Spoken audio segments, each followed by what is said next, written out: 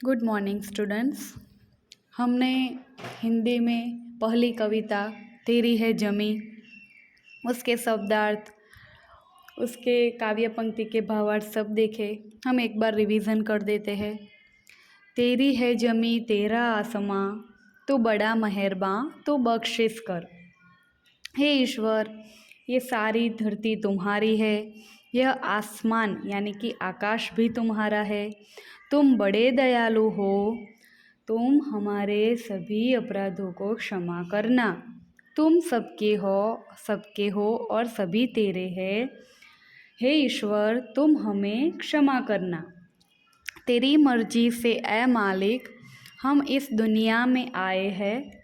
तेरी रहमत से हम सब ने ये जिस्मो जान पाए हैं। कवि कहना चाहते हैं कि हे दुनिया के मालिक, तुम्हारी इच्छा से ही इस दुनिया में हमारा जन्म हुआ है।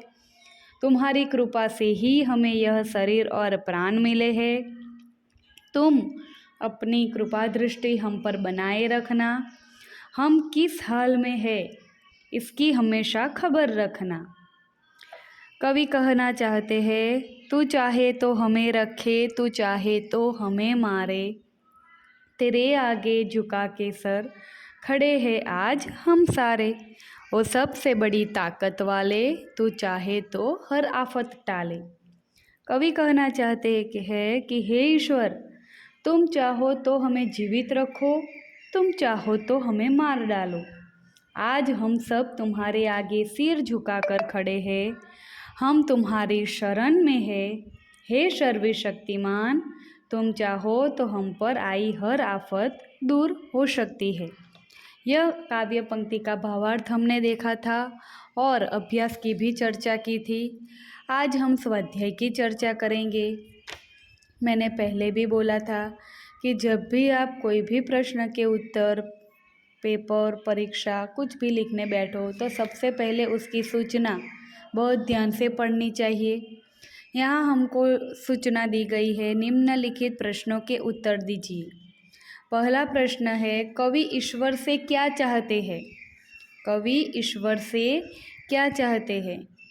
तो हम इस प्रश्न के जवाब में लिख सकते हैं कि कवि चाहते हैं कि ईश्वर लोगों के अपराधों को क्षमा कर दे। ईश्वर लोगों के अपराधों को क्षमा कर दे।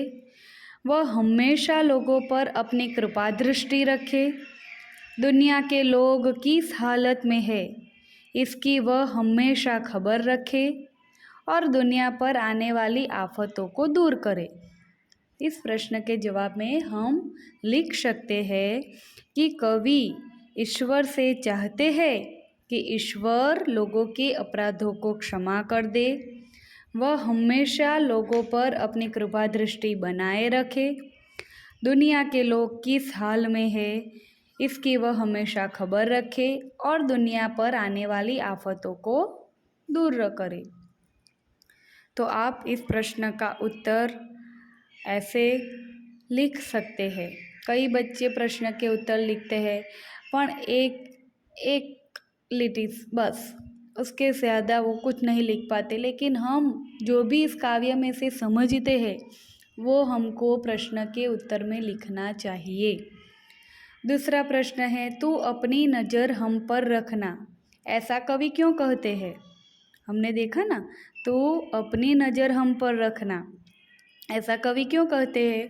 तो इस प्रश्न के उत्तर में हम लिख सकते हैं कि ईश्वर की इच्छा से ही दुनिया में हमारा जन्म हुआ है। ईश्वर की इच्छा हो तो ही हम जन्म ले सकते हैं और तो ही हम मर सकते हैं। अगर उसकी इच्छा न हो तो हमारा कोई बाल भी बांका नहीं कर सकता। ईश्वर की इच्छा से ही दुनिया में हमारा जन्म हुआ है। उसी की कृपा से हमें यह शरीर और ये प्राण मिले हैं। हमारा जीवन उसी के भरोसे है क्योंकि वही हमारा रखवाला है। इसलिए कवि ईश्वर से हम पर अपनी नज़र, कृपा दृष्टि रखने के लिए कहते हैं।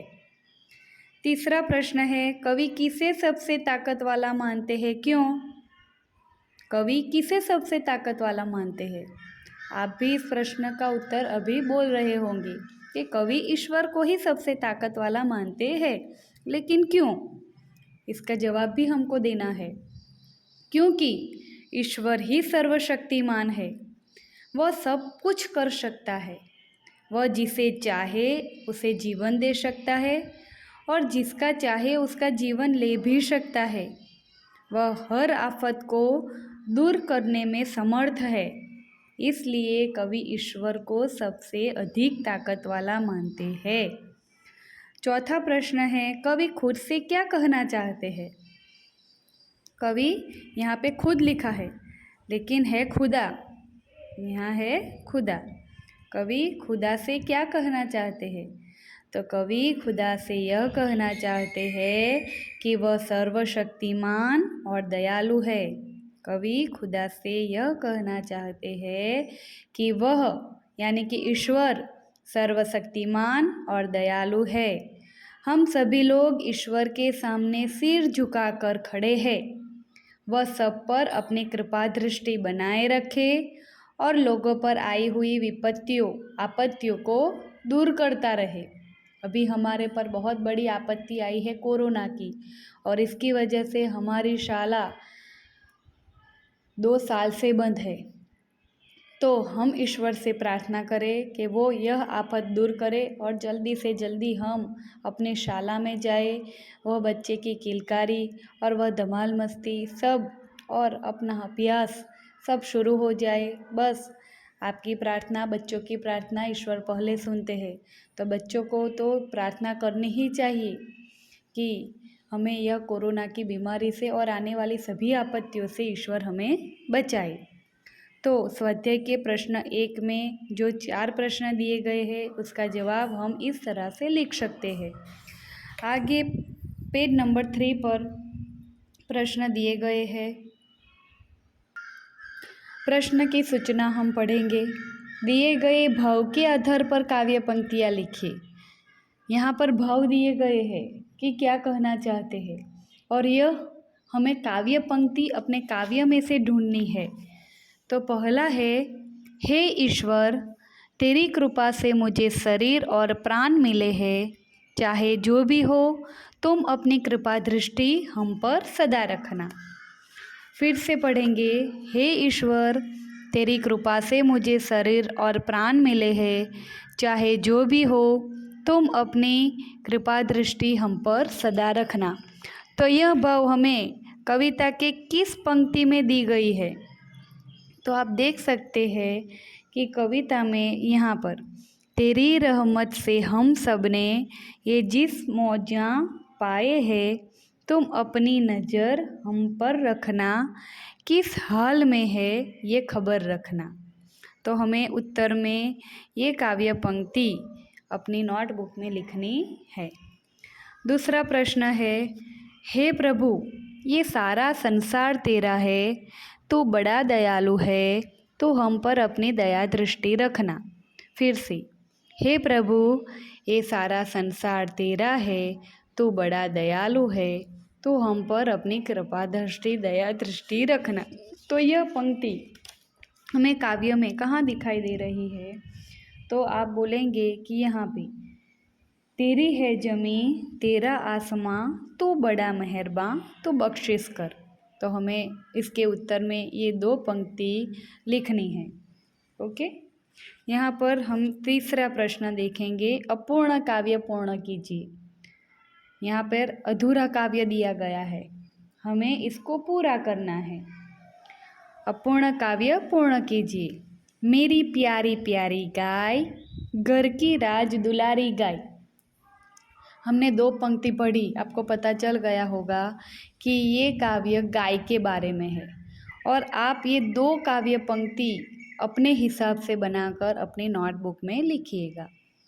चौथा प्रश्न है, यह गीत Hindi film the burning train से लिया गया है। कौन सा गीत?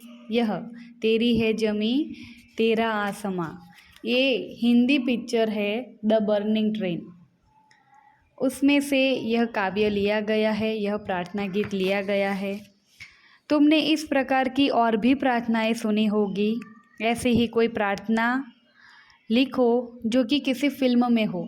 फिल्म में तो बहुत ज़्यादा प्रार्थनाएं दी गई है, जैसे कि इतनी शक्ति हमें देना मालिक, ए मालिक तेरे बंदे हम। अभी नई नई कई प्रार्थना हम पिक्चर में, मूवी में देख सकते हैं। आप अपने जो मनपसंद प्रार्थना हो, जो पिक्चर में से ली गई हो, जैसे कि वो लता मंगेशकर का गीत है ना,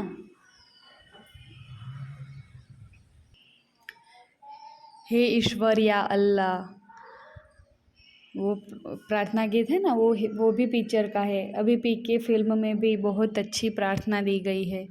आप कोई भी प्रार्थना लिख सकते हैं, लेकिन वो पिक्चर में दी गई हो ऐसी। और 5वें प्रश्न में हम इसका मातृभाषा में अनुवाद लिखेंगे। यहाँ चौथे प्रश्न में आप जो भी प्रार्थना लिखेंगे उसका अनुवाद आपको 5वें प्रश्न के उत्तर में लिखना है। ओके, तो स्वाध्याय में अगर आपको कोई परेशानी हो तो आप मुझे कॉल या मैसेज करके पूछ सकते हैं। और नीचे दी गई भाषा सज्जता के बारे में हम अगले तास में देखेंगे। Thank you.